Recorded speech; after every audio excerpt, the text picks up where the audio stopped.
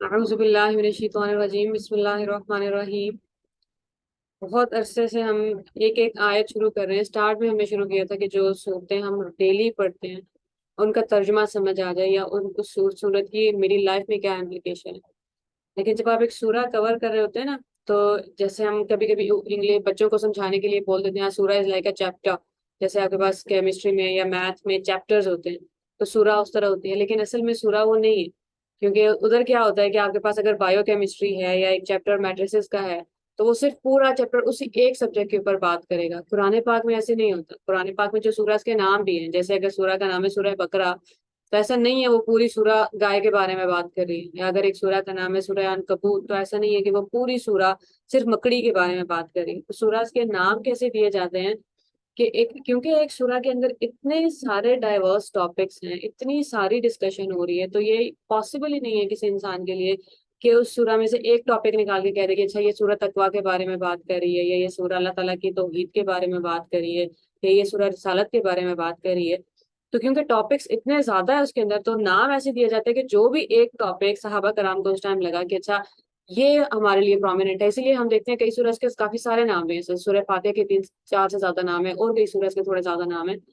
تو جو سورہ کے نام ہیں، وہ جو بھی لوگوں کو اس ٹائم لگا کہ اچھا یہ پرومیننٹ ہو رہا ہے، تو اس طرح نام رکھے گئے۔ عربی میں سورہ کہتے کسے ہیں؟ جیسے ہوتا ہے نا قلعہ، ایک فورٹ ہوتا ہے پرانے زمانے میں، جو شہر ہوتے تھے نا، شہر پورے کے پورے شہر، ان کے گرد بڑی بڑی دیواریں بنائی جاتی تھی۔ اب اس شہر کے اندر ایک پوری دنیا آباد ہے، اس میں گھر بھی ہیں، اس میں مارکیٹ بھی ہے، اس میں بادشاہ کا محل بھی ہے، اس میں عام عوام بھی ہے، اس میں بھیک مانگنے والے بھی ہیں، اس میں تجارت بھی ہو رہی ہے، اس میں گھر میں اسٹیچنگ بھی ہو رہی ہے۔ تو ایک شہر ہے اور اس کے اندر بڑی دنیائیں آباد ہیں۔ اب آپ اس کو پن پوائنٹ نہیں کر سکتے کہ یہ ہو رہا ہے اس شہر کے اندر، کیونکہ بڑا کچھ ہو رہا ہے۔ تو اور اس کا مطلب کیا ہے کہ جو سورہ ہے وہ پروٹیکٹڈ ہے، فورٹ ہے۔ ابھی آج ہی میں دیکھ رہی تھی کہ کیوں ہم ہر سورہ، کیونکہ بسم اللہ جیسے آپ کانسیپٹ کرتے ہیں نا کہ بسم اللہ تو ہم پڑھتے ہیں جب بھی کوئی نیا کام شروع کر رہے ہوتے ہیں۔ تو اگر قرآن پاک کی چھوٹی سی چھوٹی سورہ بھی ہے، ابھی آپ نے سورہ فیل پڑھی ہے 3 آیتوں کی، اور پھر آپ کو بسم اللہ پڑھنی ہے، پھر سورہ قریش پڑھنی ہے، پھر بسم اللہ پڑھنی ہے، اور پھر سورہ معون پڑھنی ہے، کہ ایسا کیوں ہے کہ ہر سورہ سے پہلے بسم اللہ؟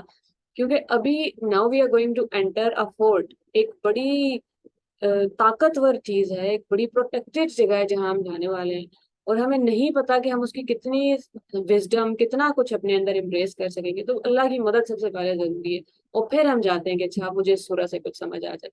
تو آج ہم سٹارٹ کرنے والے ہیں سورہ یاسین۔ اللہ تعالیٰ ہماری مدد کرے، کیونکہ یہ بہت چیلنجنگ کام ہے۔ جو لوگ 20 20 50 50 سال سے پڑھ چکے ہیں ان کے لیے بڑا آسان ہو شاید، لیکن اگر کوئی نیا ہے، اگر وہ سمجھنے کی کوشش کر رہا ہے، تو پھر مشکل ہو سکتی ہے۔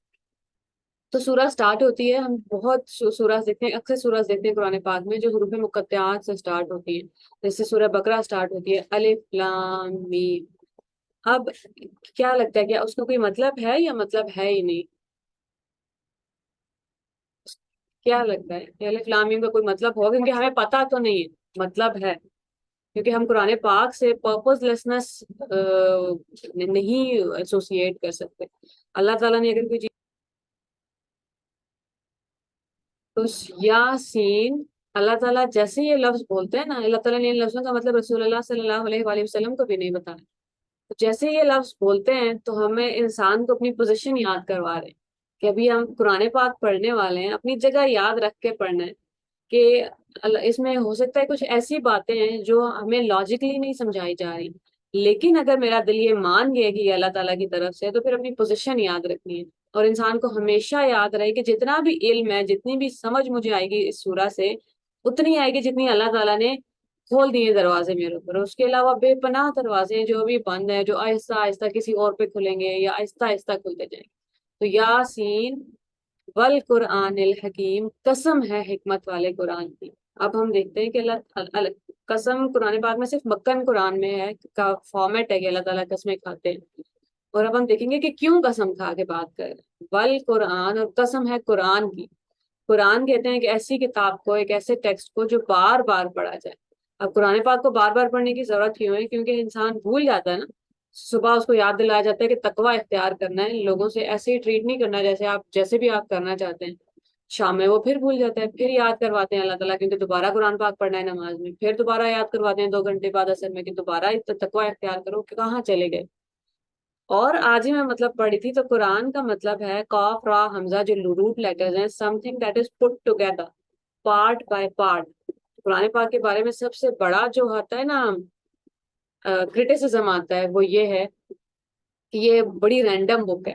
کیونکہ لوگ دیکھتے ہیں اس کو کہ اچھا ایک سبجیکٹ تھا، ابھی قیامت کی بات ہو رہی تھی اور اب پیچھے کوئی کوئی ہسٹری کی بات شروع ہو گئی ہے، اب اللہ تعالیٰ کھانے کی بات کر رہے ہیں، اب پھر قرآن پاک کی عظمت کی بات ہوگی، تو ان کو لگتا ہے کہ یہ سبجیکٹ تو بڑا جلدی سے سوئچ کر رہا ہے. ایسا کیوں نہیں ہے کہ ایک سورہ ہے اس میں ساری دنیا کی نشانیوں کے بارے میں اللہ تعالیٰ نے بات کر دی ہے، کہ زمین کو دیکھو، کشتیوں کو دیکھو، اور ایسا کیوں نہیں ہے کہ ایک سورہ میں اللہ تعالیٰ نے قیامت والے دن کے سارے ایونٹس کی بات کر دی ہے. تو ہوتا کیا ہے، جب ہماری دنیا میں بکس لکھنے کا ایک سٹینڈرڈ ہے نا، ہم چاہتے ہیں کہ قرآن پاک کو سٹینڈرڈ کو فٹ ان کرے، لیکن قرآن پاک کو تو اپنا خود کا سٹینڈرڈ ہے. تو قرآن پاک میں جو جس طرح سے پارٹس ہیں، ابھی ہم دیکھیں گے انشاءاللہ سورہ یاسین کے 6 پارٹس ہیں. اگر سورہ یاسین کو ڈیوائڈ کریں تو 6 سیکشنز میں ڈیوائڈ ہو سکتی ہے. پہلا سیکشن قرآن پاک کی عظمت کے بارے میں بات کرتا ہے، اور آخری سیکشن پھر سے قرآن پاک کی عظمت کے بارے میں بات کرتا ہے. پہلا سیکشن ان لوگوں کے بارے میں بات کرتا ہے جو اگنور کر رہے ہیں اس کو، پھر توجہ نہیں دے رہے، غافل ہیں. اور آخری سیکشن ان لوگوں کے بارے میں بات کر رہا ہے جو قرآن پاک کو ریجیکٹ کر دیتے ہیں، کیونکہ وہ ایروگینٹ ہے، ان کے اندر تکبر اتنا زیادہ ہے کہ اب وہ مانیں گے نہیں. اور پھر اللہ تعالیٰ اور قرآن پاک شروع میں اور آخر میں قرآن پاک کی عظمت ہے، اور پھر قرآن پاک کے بارے میں اللہ تعالیٰ کہتے ہیں کہ یہ ٹائم لیس وزڈم ہے ہمارے لیے. اور پھر سینٹر میں ایک لیسن ہسٹری سے ہے. پھر اللہ تعالیٰ بتاتے ہیں کہ ارد گرد کی دنیا کو تو دیکھو، پریزنٹ کو تو دیکھو، اگر پریزنٹ نہیں دیکھو گے تو کیا ہو جائے گا. اور پھر اللہ تعالیٰ بتاتے ہیں کہ فیوچر کیا ہے تمہارا، ڈے آف ججمنٹ. تو پاسٹ، پریزنٹ اور فیوچر سینٹر میں دونوں سائڈ سے پروٹیکٹڈ ہے قرآن پاک کے بارے میں بات کر کے. اور سینٹر میں 3 سیکشن ہے، ماضی، حال اور مستقبل کے بارے میں. اگر کوئی نہیں دیکھ رہا، سوچ نہیں رہا، سمجھ نہیں رہا، تو اس کو نظر نہیں آئے گا، اس کو لگے گا یہ کیسے سبجیکٹ سوئچ ہو رہے ہیں، ابھی ہسٹری کی بات ہو رہی تھی، اب آج کی بات کیسے شروع ہو گئی. تو قرآن وہ جو پارٹ بائی پارٹ ترتیب دیا گیا، اور لفظ کا مطلب میں ہی وہ آ گئی ہے ترتیب، تو ہم کیسے مان سکتے ہیں کہ اچھا بس ایسے ہی رینڈم بک ہے. الحکیم، جو حکمت سے بھرا ہوا ہے. حکمت کہتے ہیں حکم سنانے کو. قرآن پاک بڑا اوفینسو ہے. کیوں لوگ رسول اللہ صلی اللہ علیہ وآلہ وسلم سے پہلے تو بڑی محبت کرتے ہیں، اور جیسے ہی قرآن پاک آتا ہے آپ ان کے جانی دشمن بن گئے. کیونکہ اللہ تعالیٰ تو اتھارٹی سے بات کریں گے نا، تو اللہ تعالیٰ تو بات کرتے ہیں جو اللہ تعالیٰ کو کہنا ہے. اللہ تعالیٰ تو نہیں دیتے ایک کے بعد ایک ٹھک ٹھک ٹھک حکم گر رہے ہیں لوگوں کے اوپر. رسول اللہ صلی اللہ علیہ وسلم کبھی بھی ابو لہب سے ایسے بات نہیں کریں گے، تبت یدا ابی لہب، تب ٹوٹ گئے ابو لہب کے دونوں ہاتھ، اور جو کچھ اس نے کمایا اس کے کام نہ آئے. اللہ تعالیٰ بات کر سکتے ہیں، اللہ تعالیٰ تو رب ہے. اللہ تعالیٰ نے تو رسول اللہ صلی اللہ علیہ وسلم سے پہلی سورہ میں، پہلی وحی میں ہی ایسے بات کی تھی، اقرا پڑھیے، بسمی ربک الذی خلق، اپنے رب کے نام سے. تو اللہ تعالیٰ بڑی اتھارٹی کے ساتھ بات کرتے ہیں. قرآن حکم سنائے گا، ججمنٹ دے گا کہ یہ ہے اور یہ نہیں ہے، اور ایک کے بعد ایک سناتا جائے گا. قرآن پاک بڑا ان اپولوجیٹک ہے اپنے حکم کو لے کے. اللہ تعالیٰ کو تو اللہ تعالیٰ کو تو میری مرضی کے مطابق فٹ نہیں کرنا نا اپنا کلام، یا کسی دوسرے انسان کو راضی کرنے کے لیے. ہم مسلمان یہ کرنے لگ جاتے ہیں، جب لوگ کہتے ہیں نا کہ مسلمان ٹیررسٹ ہیں، یا مسلمانوں کو زبردستی حجاب اڑایا جاتا ہے، یا اس طرح کی باتیں، تو ہم بڑا معافی مانگنے والے انداز میں ان کو ایکسپلین کرنے لگتے ہیں. اللہ تعالیٰ کو آپ کبھی نہیں دیکھیں گے ایسے بات کرتے ہوئے. ماننا ہے تو مانو، یہ ہے. اب تمہاری کو سوچ میں جو بھی مسئلے ہیں وہ خود حل کرو، اللہ تعالیٰ نہیں اپولوجائز کریں گے. پھر حکیم کہتے ہیں سم تھنگ دیٹ ریسٹرینز یو، جو آپ کو پیچھے کھینچ لیتی ہے، پکڑ لیتی ہے. تو جو ہم جتنی بھی برائیاں دنیا میں دیکھ رہے ہیں نا، کہ انسان آپے سے باہر ہو رہا ہے، انسان حد پار کر رہا ہے، تو قرآن پاک حکمت والا ہے. حکمت کسے کہتے ہیں کہ قرآن پاک آپ کو پکڑ لے گا، آپ کو بچا لے گا، جانے نہیں دے گا، حد پار نہیں کرنے دے گا. اور اللہ تعالیٰ اسی لیے کہتے ہیں کہ موسیٰ علیہ السلام کے جب بیان کرتے ہیں نا کہ وہ جب بڑے ہو گئے تو اللہ تعالیٰ نے انہیں حکم دیا. عیسیٰ اور یوسف علیہ السلام کے بارے میں اللہ تعالیٰ یہی بات کہتے ہیں. حکم کا مطلب کیا ہے کہ اب ان کے اندر وہ طاقت آ گئی تھی کہ وہ اپنے آپ کو روک سکیں برے کاموں سے. اب سوال یہ ہے کہ اللہ تعالیٰ کیوں قسم کھا رہے ہیں، والقرآن الحکیم، قسم ہے حکمت والے قرآن کی. کیوں قسم کھا رہے ہیں، انکا، بے شک آپ، لمن المرسلین، جو لوگ بھیجے گئے ہیں ان میں سے ہیں. رسول اللہ صلی اللہ علیہ وآلہ وسلم کو کانسٹنٹلی جھوٹا کہا جا رہا ہے، جادوگر کہا جا رہا ہے. لوگ کہہ رہے ہیں، کبھی بڑے پیار سے آ رہے ہیں، ایسا نہیں ہے کہ سب لوگ لڑنے والے انداز میں ہی آ رہے ہیں. کوئی حضرت ابو طالب آ رہے ہیں، بار بار فیملی ممبرز آ رہے ہیں کہ نہ کریں، باپ بیٹے سے الگ ہو رہا ہے، سوسائٹی میں بڑے فساد پیدا ہو گئے ہیں، آپ کیا کر رہے ہیں. کوئی تو کچرا پھینک رہے ہیں اور اس طرح منع کرنے کی کوشش کر رہے ہیں. کوئی مان گئے، بڑے سے بڑا شاعر آیا اور مان گئے کہ یہ اللہ کا کلام ہے، اور واپس جا کے اب اس پہ دل پہ اثر تو ہوا ہے تو سب کو کہتے ہیں کہ بول دو یہ جادو ہے.